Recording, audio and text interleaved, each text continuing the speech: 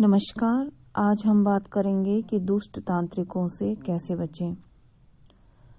जैसा कि आप सभी जानते हैं कि तंत्र विद्या हमारे ही देश में नहीं अपितु इस दुनिया के हर देश में, हर क्षेत्र में, हर भौगोलिक क्षेत्र में या किसी भी महाद्वीप पे चलती है। तंत्र विद्या के अलग अलग नाम हैं और अलग अलग धर्मों में इसका अलग अलग नाम और अलग अलग क्षेत्र है। ऐसा नहीं है कि तंत्र विद्या सिर्फ भारत देश में ही अधिक सुविख्यात है या प्रसिद्ध है, ऐसा नहीं है। तंत्र विद्या अलग अलग देशों में अलग अलग नामों से जानी जाती है और हर एक धर्म में तंत्र विद्या या ब्लैक मैजिक या वाइट मैजिक होता ही है। वैसे यदि हम भारतवर्ष की बात करें तो बहुत सारे ऐसे तांत्रिक हैं जो अपनी तंत्र विद्या का दुरुपयोग करते हैं।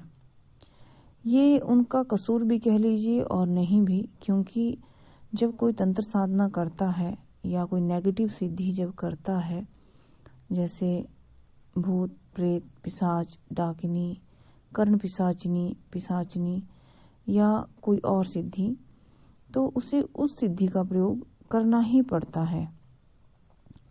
जिसी प्रकार हम अपने घर में कोई जानवर रखते हैं, जैसे मान ली कुत्ता रख लिया, खरगोश रख लिया, बिल्ली रख ली, तो उसका पालन जैसे हमें करना पड़ता है, उसका पालन पोषण जैसे उसका करना पड़ता है, उसका भरण पोषण करना पड़ता है, खिलाना पड़ता है, नहलाना पड़ता है, उसके खाने पीने का ध्यान रखना पड़ता है।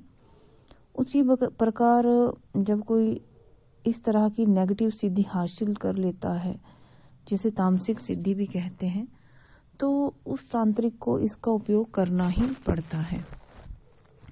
नहीं करेगा तो उसकी सिद्धियां उसे ही खाना शुरू कर देंगी, मतलब उसे ही नुकसान करना शुरू कर देंगी। उसके सिर पे बैठ जाएंगी, उसके कंधे पे बैठ जाएंगी, उसकी दिमाग को डिस्टर्ब करेंगी। हालांकि कोई सिद्धि इतनी सरल नहीं है, लेकिन कठिन भी नहीं है। जहां चाह है वहां राह है।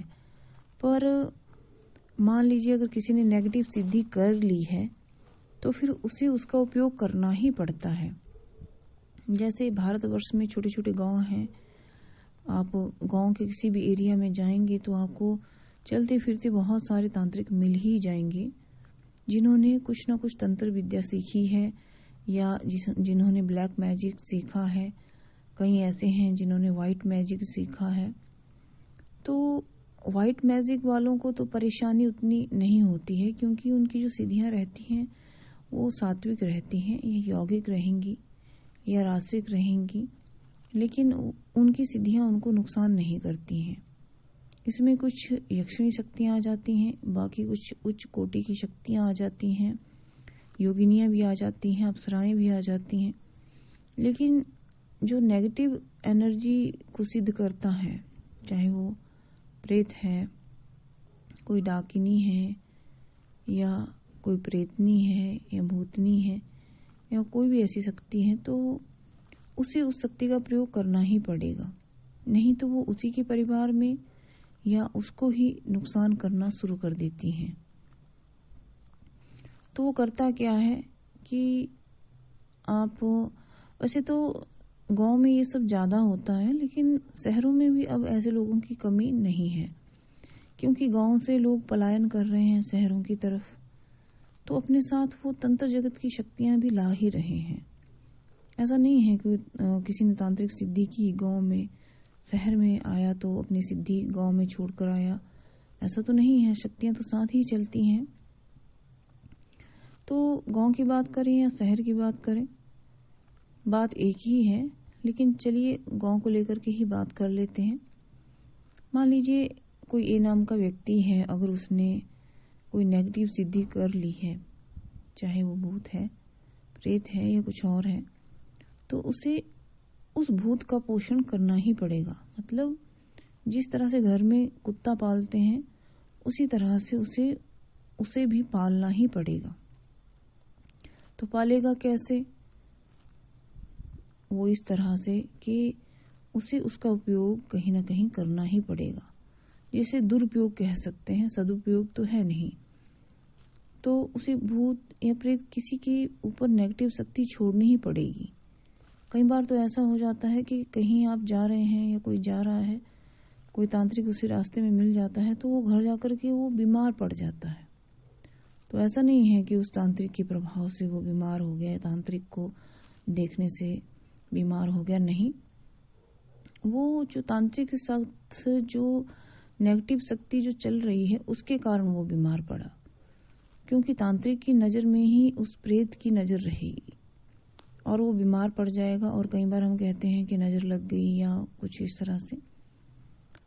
तो कई बार ऐसा भी है कि तांत्रिक कई बार किसी को कुछ कहते भी नहीं है, फिर भी सामने वाले के साथ अनिष्ट हो जाता है।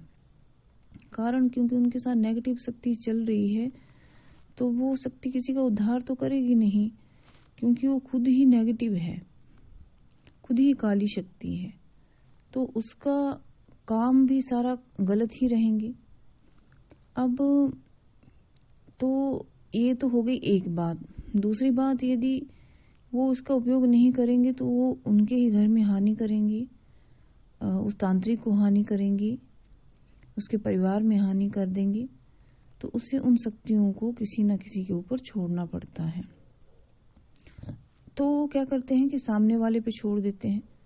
पहले ऐसे तांत्रिक देखते हैं कि कौन सा घर यहाँ पे ज़्यादा सुखद है, उसके घर में अधिक खुशियाँ हैं या सब कुछ अच्छा चल रहा है, ऐसा देखेंगे। दूसरा ये देखेंगे कि क्या उनका सरल स्वभाव है या नहीं। तीसरा ये देखेंगे कि उनके घर में पूजा पाठ होता है या नहीं।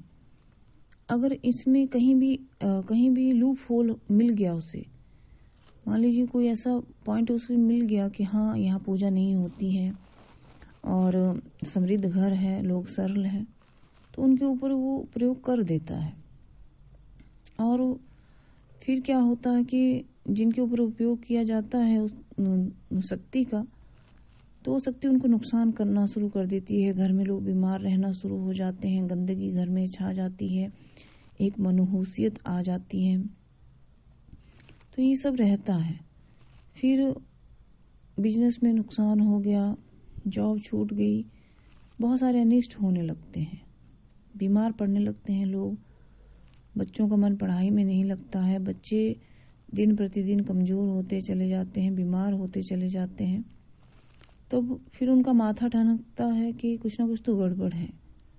तो किसी वो अच्छे तांत्रिक के पास जाते हैं जो अपनी सात्विक शक्तियों का उपयोग करके उस तांत्रिक द्वारा किए गए उस भूत को जो उन्होंने छोड़ा है या दुरुपयोग किया है अपनी शक्ति का, उसको वो हटा देते हैं और वो भूत वापिस फिर अपने मालिक के पास जाता है, फिर उन्हें कहीं और वो चलाना पड़ता है। ऐसी प्रक्रिया चलती रहती है।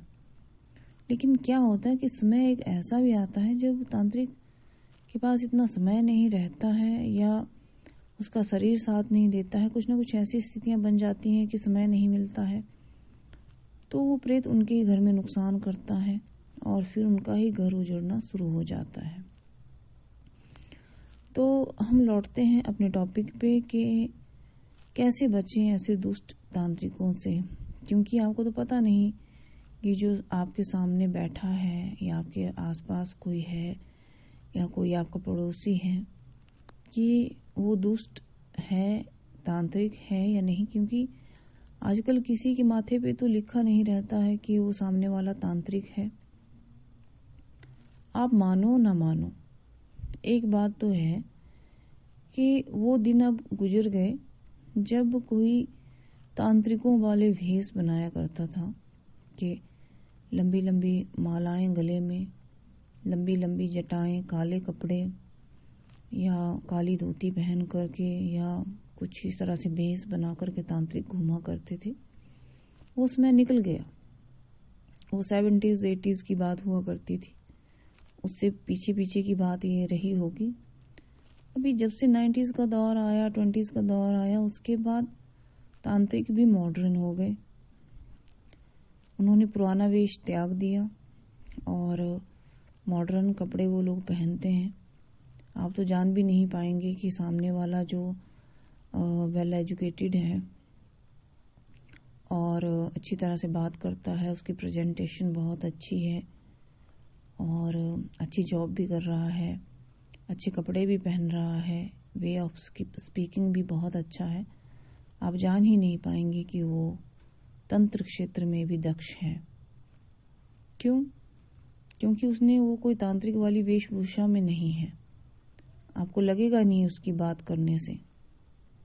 ऐसा नहीं है कि वो इस तरह से कोई उच्चारण करेगा कि बोलो बच्चा क्या हुआ, या मतलब किसी देवी देवता का नाम लेगा, जैसे पुराने उसमें दिखाया करते थे कि जय माँ काली, लाइक इस तरह से कुछ उच्चारण करेगा। वो दिन अब लद गए। तो जो आज मॉडर्न बेस में जो तांत्रिक हैं उनका तो आपको पता भी नहीं चलेगा कि सामने वाला तांत्रिक है, लेकिन फिर भी उनको उन शक्तियों का उपयोग करना पड़ता है और वो करते हैं। आपको बता दें कि एक कलेक्टर साहब थे, उनके पिताजी बहुत बड़े तांत्रिक हुए और ये स्टोरी है, काफ़ी फेमस स्टोरी है एक इलाके की, नाम नहीं लेंगे। तो उन्हें पिताजी तांत्रिक थे, तो तंत्र विद्या से ही छोटी मोटी कमाई करते थे, बच्चों को पढ़ाते लिखाते थे। उसके बाद बच्चे पढ़ लिख गए तो अच्छी पोस्ट पे चले गए, कलेक्टर उनका एक बेटा बन गए। तो उनकी 2 बिटियां थी, दोनों बिटियों की शादी अच्छे घराने में हो गई।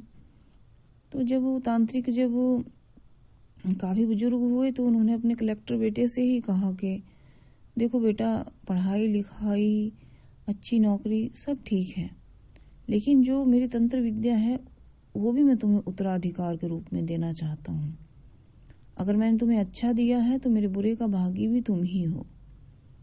अगर मेरी प्रॉपर्टी तुम्हें उत्तराधिकार के रूप में मिलेगी तो तुम्हें वो शक्तियाँ भी मिलेंगी जो मैंने किया है या जो मैंने इस क्षेत्र में हासिल किया है। तो कलेक्टर साहब ने कहा कि नहीं पिताजी, मैं तो अच्छी पोस्ट में हूँ, अब क्या रह गया है, इन सब कामों में ऐसा कुछ नहीं होता। तो उस शक्ति ने उन कलेक्टर साहब को बांध लिया। अब फिर कभी ये स्टोरी हम आपको बताएंगे। तो फुल एंड फाइनल उनको वो चीज़ सीखनी ही पड़ी और उसका उपयोग भी करना ही पड़ा।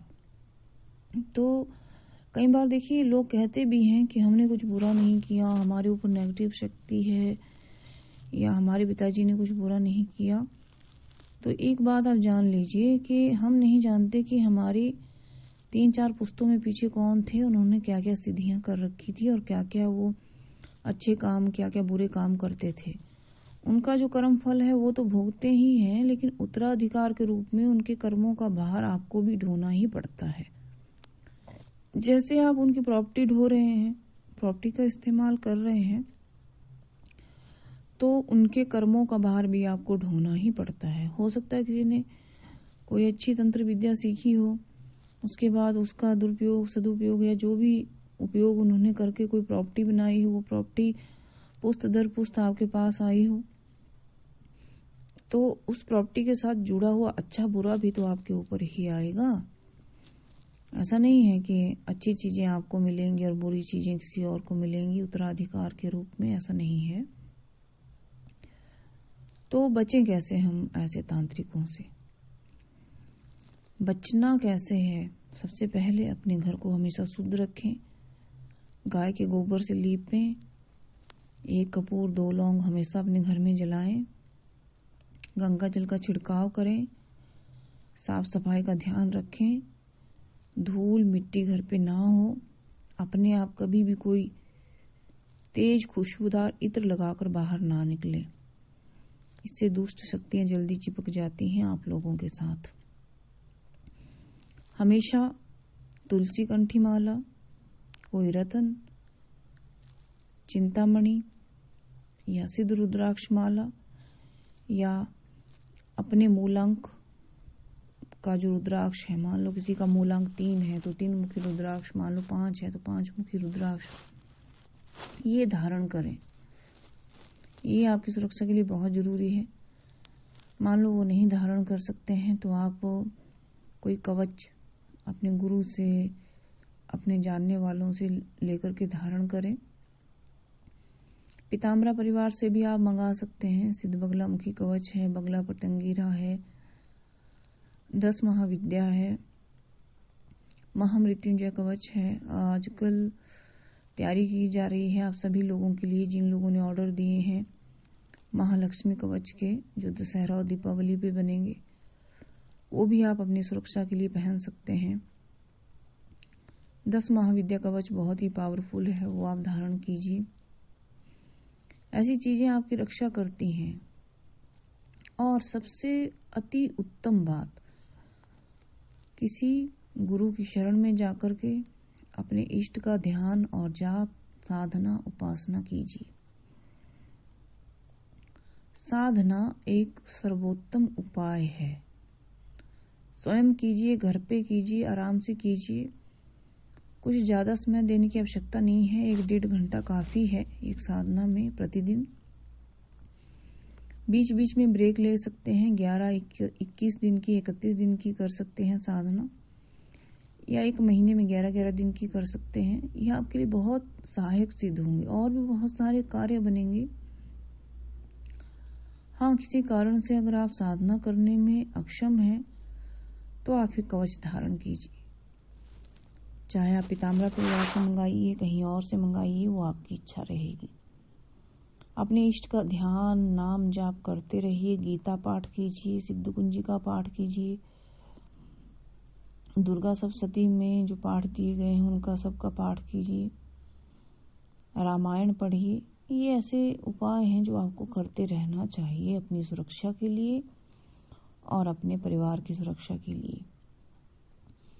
यदि आप 10 महाविद्या में से किसी भी एक महाविद्या की साधना करते हैं, मंत्र जाप करते हैं, तो कोई भी दुष्ट तांत्रिक आपका कभी कुछ नहीं बिगाड़ पाएगा, इस बात की गारंटी है। लेकिन प्रॉपर विधि विधान जानकर ही कोई भी 10 महाविद्या साधना करें। चाहे आप धूमावती करें, माँ बगलामुखी करें, काली करें, सोरसी करें, भैरवी करें या माँ कमला करें, आपको कोई भी नुकसान नहीं पहुंचा पाएगा। नमस्कार।